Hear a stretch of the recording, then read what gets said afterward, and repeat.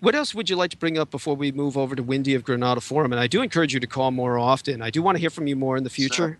And is there anything else you want to say to myself or our listeners before I let you go? Yeah, I was wondering if you would elaborate more on that dude Alex Jones being a CIA agent or something like that Sure. that you were talking about the other day. Sure. Thanks. Get I off thank here. you for bringing All that right. up. Thank you so Have a much, good John. one. Call again. Always welcome here and on my timeline. Best of luck to you, as always. Best wishes from all of us. Thank you.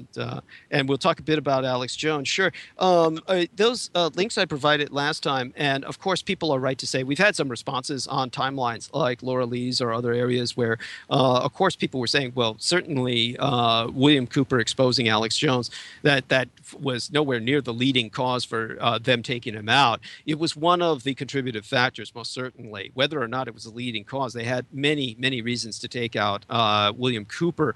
But William Cooper was exposing Alex Jones in a number of transmissions, broadcasts, the audio of which I put links up to the last time I was on air. So they're still down on my timeline. So I invite people to go to facebook.com/Douglas Dwayne Dietrich and scroll down. We may put those up on my website at some point.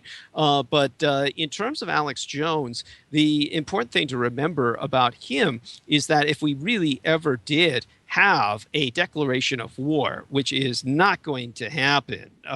We aren't going to be getting that because the United States was basically, it was rendered incapable of waging war when it lost the war to the Japanese. They dismantled, under Japanese demands, the Department of War, and that's why we have a Department of Defense. But in terms of, aside from the fact that the United States can never legally declare a war, we have logistical inabilities. But if we ever did, the first thing that would happen would be under the Espionage Act of 1917, Alex Jones would be arrested and imprisoned for inhibiting the war effort. He would be basically considered a traitor, a sabotage of the war effort, because it is well known that he sold out to the Russians and became a propagandist for Russia Today. And that is why prior to our breaking into the new level of conflict intensity with the Russians in Syria,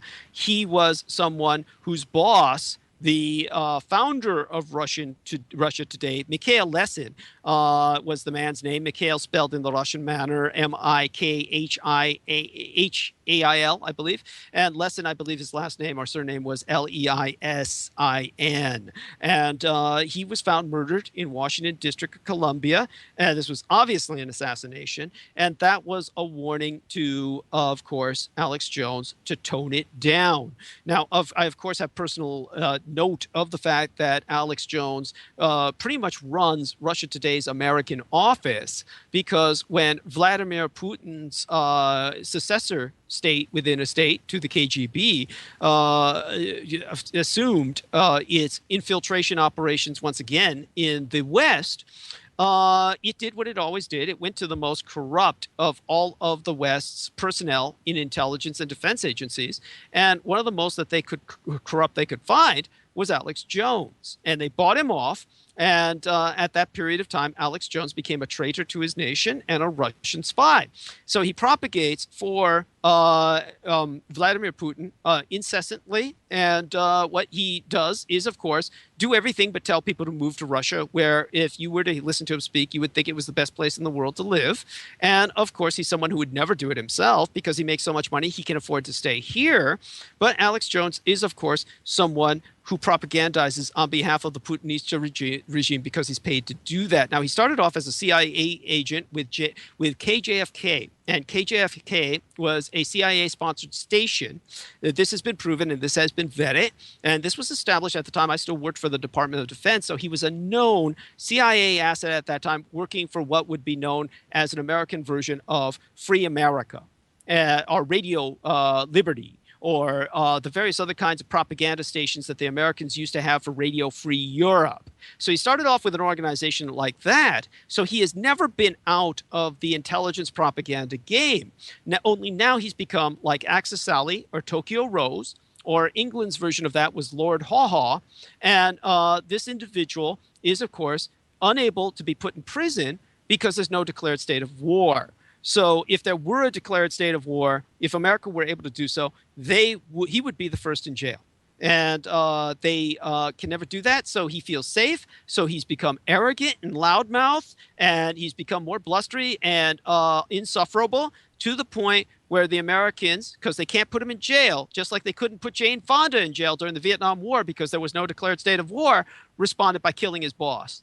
And that's their way of telling him, Alex Jones, shut the F up, or tone it down radically, or there's going to be an accident and you'll be next. And that pretty much does it. Now, the way this impacted me personally was when I was taken by a friend up to Bohemian Grove, where Russia Today always attends Bohemian Grove. They do reports on Bohemian Grove. And when I was brought up there to one of the ceremonial rites days of Bohemian Grove, and I approached the Russia Today young lady who no longer works with them. She had some spat and then left as a reporter or a journalist, but she was their face for quite some period of time. I'd have to look her up again like I've done before. I don't remember her name offhand. But she told me specifically that, and she had been on with Alex Jones on videos that are still up on YouTube from like 2-3 years ago. This was around 2011. 2011. And she told me, oh, I can't interview you, Douglas Dietrich, because Alex Jones told me not to. So Alex Jones knows that if Vladimir Putin or Russia Today or any of those guys had ever seen me in action, he would lose his job, because they would hire me instead in a heartbeat, because out of him, they get very low quality work, and he's insufferable, and he's a pig. And so all of that put together, not only that, he doesn't do anything other than discredit the truth movement more than anything else. There's nothing positive to say about Alex Jones. So with all that going down, the other thing I could tell you is the who pays his salary is, of course, Joyce Riley. Joyce Riley pays his salary, not in the way that you might think, but Joyce Riley has been working with the Genesis Communications Network, or GCN, for years. And of course, GCN promotes gold. That's the first thing they do, is they promote all these gold bars. They sell gold and all this stuff, and investments in gold portfolios. And nobody at GCN gets paid except Alex Jones. Alex Jones gets paid by GCN, as well as the payments he gets from the Russians. But when he's on GCN, no one else gets paid a salary. No one is paid there. They're all volunteers. The only payment they get is the ability to advertise themselves. There is, and also they're asked to pay for their time on air. But the one who pays the most is Joyce Riley. And Joyce Riley pays $3,000 a day. $3,000 a day. She pays $1,000 an hour for every hour she's on the air, and she's on air 3 hours a day. Now, when I was interviewed by her, everyone who's interviewed by her gets this. She'll tell them to their face, I have to pay $1,000 every moment you're on the air. So think of the amount of money she's paying every month, and it's astronomical. And all that goes to pay Alex Jones's salary from GCN. So she pays Alex Jones's salary. Everything she pays to GCN goes into Alex Jones's pockets. That's the salary they give him. So they basically have her there to pay Alex Jones's salary involuntarily.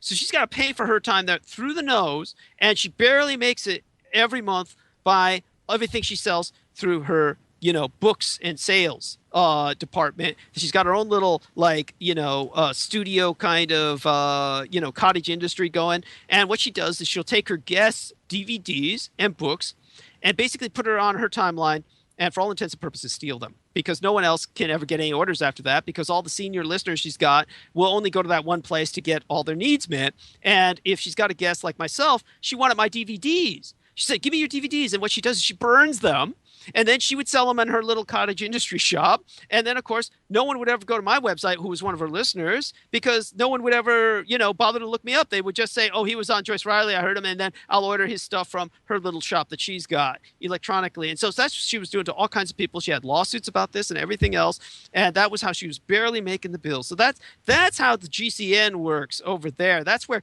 Christian Sherry Geo worked, who brought me on and then ultimately ambushed myself on air at one point, and knocked me off the air. And I was happy never to go back again. But and they have their own neurotic problems.